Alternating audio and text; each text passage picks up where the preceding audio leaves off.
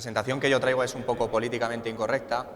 Me tocaba cerrar sesión y sabía que, bueno, que todos los anteriores ponentes pues, iban a dar puntos de vista y muchos de los temas que se han tocado, pues yo los voy a tocar, ¿no? A modo de resumen, y me voy a detener muy poco en aquellos que se han tocado con mayor profundidad y quizá en aquellos que no se hayan tocado con tanta profundidad, pues los trataré con cierta profundidad.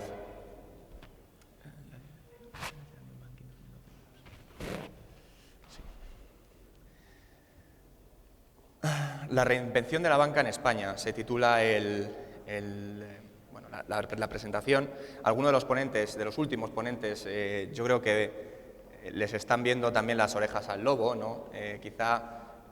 Javier, tú indicabas, ¿no?, que hay que pensar en el largo plazo. Bueno, pues esto va de largo plazo. ¿De dónde puede estar el sector financiero, tal y como lo entendemos hoy, en 10 o en 20 años, ¿no? Quizá mi presentación va un poco en ese ámbito, ¿no?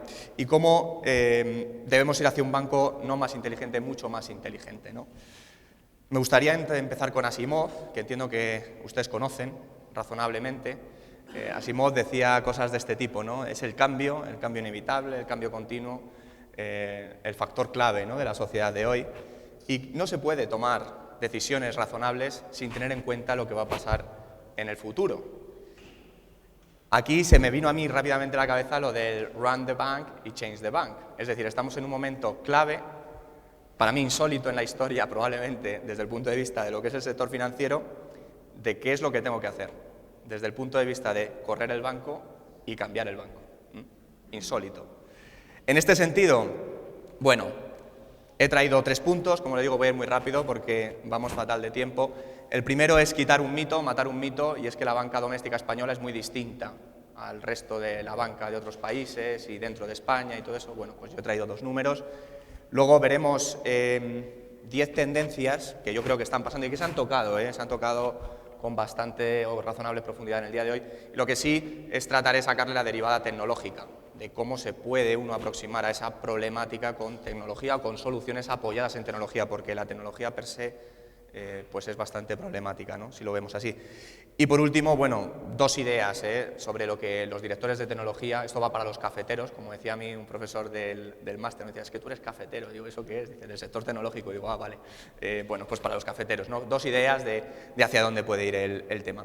La primera es esto que les decía, España en el conjunto de Europa. Esto es España, país, todos los sectores de actividad, GDP por empleado, si me permite una mirada a la productividad en macro, faltarían las horas trabajadas y demás, pero bueno, aceptamos un poco ese dato, y IT per GDP, ¿no? 2 datos, en fin.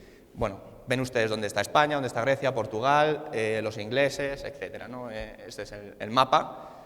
Este es el de la banca doméstica de esos países.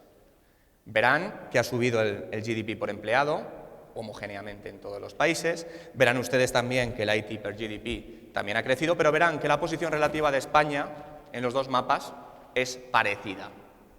Cuanto menos, si quieren lo volvemos a pasar para atrás, ¿lo ven? Es relativamente igual. Es decir, el resto eran el resto de sectores y esto es la banca doméstica. Es decir, esto es uno de los mitos que yo oigo mucho por ahí, ¿no?, de que la banca española es totalmente distinta al resto de la banca de otros países. ¿Tienen peculiaridades? Sí, pero Spain is not so different, ¿no?, como nos gusta decir a muchos españoles. Tendencia a la banca.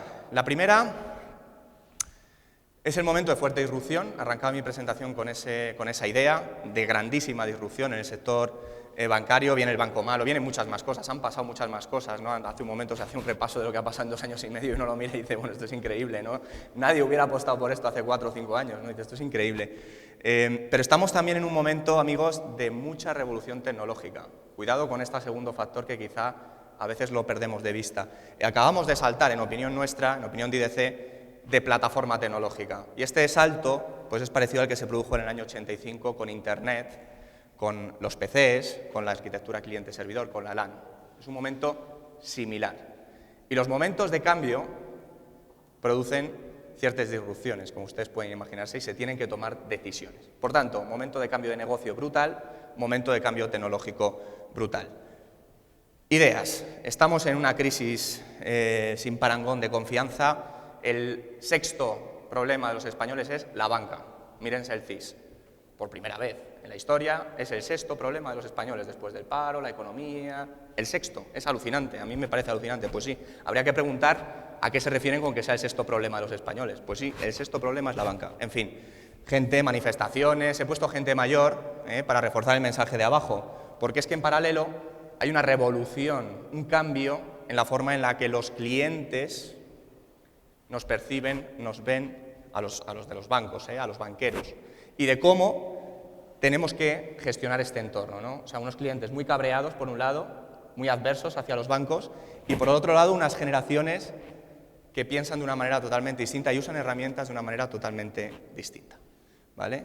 Por supuesto, bueno, habéis hablado, las últimas presentaciones, de hecho, han hecho exposiciones sobre el mundo online, social media, no me voy a detener, simplemente la idea que me gustaría dar es que esto del social business, el social media, no es una estrategia de un departamento, Esto es cosa del CEO, claramente. O sea, es una decisión que se tiene que tomar muy arriba y que tiene que ser consistentemente aplicada en toda la organización, si no, no vale para nada. Decía la chica de ING Direct, Inés, ¿no? Decía, no, es que esto, nosotros somos uno más allí. Bueno, pues uno más allí siendo consistente, porque si no esto no va a servir absolutamente para nada. Reestructuración de la oferta, esos son datos del Banco de España, más o menos aproximados, redondeados, ¿no? Bueno, pues 2008, 2012, y hoy precisamente se han comunicado algunos de los datos ya aterrizados de lo que el MOU, el Memorandum of Understanding, fijaba, ¿no? De alguna manera, en lo que iba a pasar con los bancos españoles.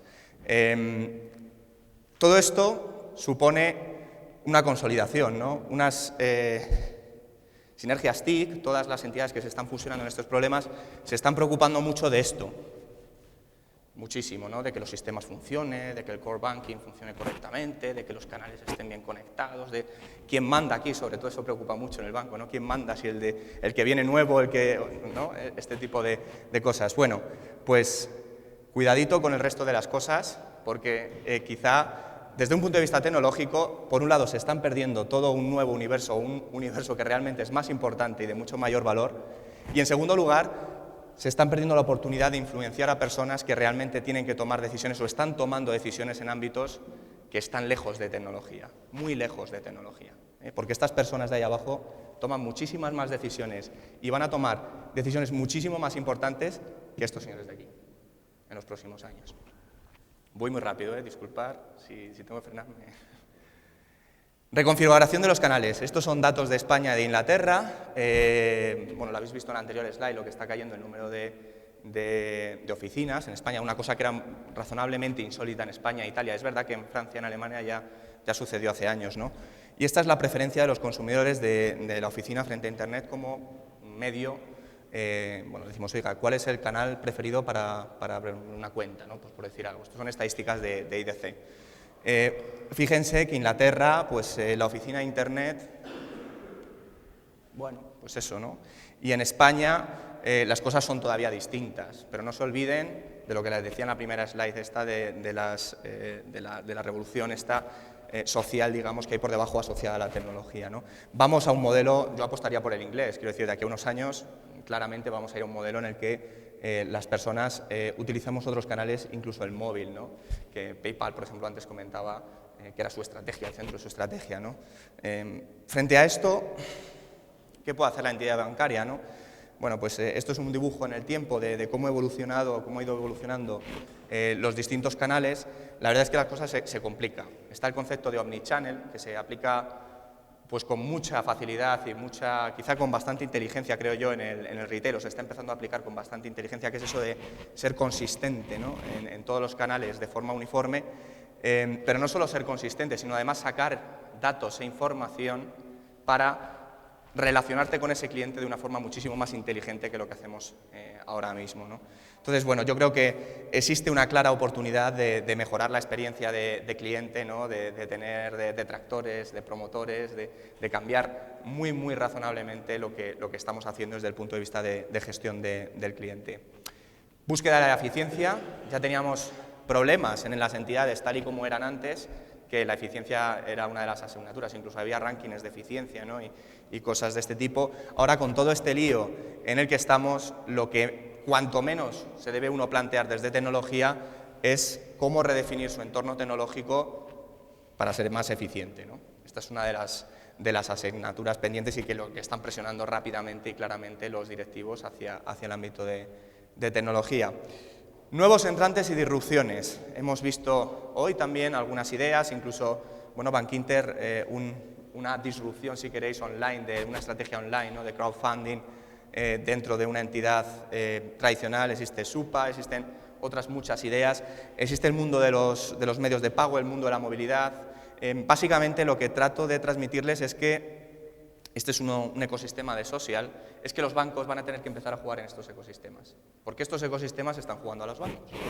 O sea, los Google, los Amazon están entrando en el negocio de la banca. Y esto, bueno, no sé si a ustedes les da vértigo o no, pero es así. O sea, es un tablero de juego, entra nueva gente con unas nuevas propuestas y además estos es que vienen de ese mundo que les anticipaba al principio, de ese mundo digital y lo conocen muy bien. Y saben que lo menos importante es la transacción y lo más importante es lo que rodea la transacción. Y esto lo manejan con una soltura tremenda, ¿no? Entonces ya les digo, los bancos van a tener que jugar en estos entornos, cosa que hace pocos años era una locura pensar. Saneamiento de los balances, una de las grandísimas preocupaciones. Yo en este sentido me atrevo a decirles con ciertos conocimientos que quizá las decisiones que se están tomando no son todo lo inteligentes que podrían ser, quizá no están lo suficientemente automatizadas, esas decisiones tácticas que se toman en el día a día, en vendo esto, a qué precio y cosas de ese tipo. El nivel de colaboración es bajo en ese tipo de decisiones y podrían ser mucho más automatizadas y con parámetros mucho más inteligentes, ¿no? Bueno, pues digamos que en las entidades financieras tradicionalmente se han tomado muy buenas decisiones aquí, o no, según se vea, ¿no? Y quizá más abajo no se están tomando tan buenas decisiones. Y existe una clara oportunidad de hacer con tecnología, pero con muchas más cosas, poniendo cabeza encima y gestión, cosas relevantes en este ámbito. Unido con lo anterior, la gestión del riesgo. En un entorno como el que estamos ahora va, por supuesto, de riesgo y de sacar ventaja competitiva o de perderla. Esto es algo evidente, ¿no?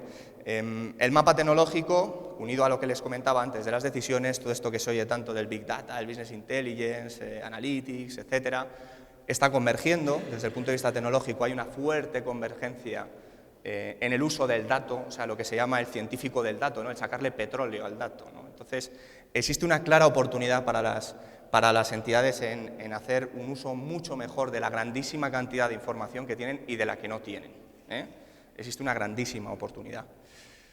Más regulación, lo comentaba mi compañera Rachel a primera hora, un 25% de los presupuestos de IT en los bancos europeos se va en esto, un 25%. Y la probabilidad de que se vayan a más con esto de la unión bancaria y demás y de las nuevas reglas que están viniendo, pues es alta, ¿no? Cuando les preguntamos a los directivos de los bancos qué es lo que les preocupa respecto a la regulación, es eso, flexibilidad y coste. Entonces, en todo lo que tiene que ver con la integración de aplicaciones, que también es vuestro ranking, no el nuestro, integración de aplicaciones, extracción de datos y el warehouse, data warehouse, documentos y BPM, es donde ponen el acento en lo que tiene que ser lo más flexible y en lo que gastar menos dinero si vienen nuevas regulaciones, ¿no? Este es lo que más les preocupa.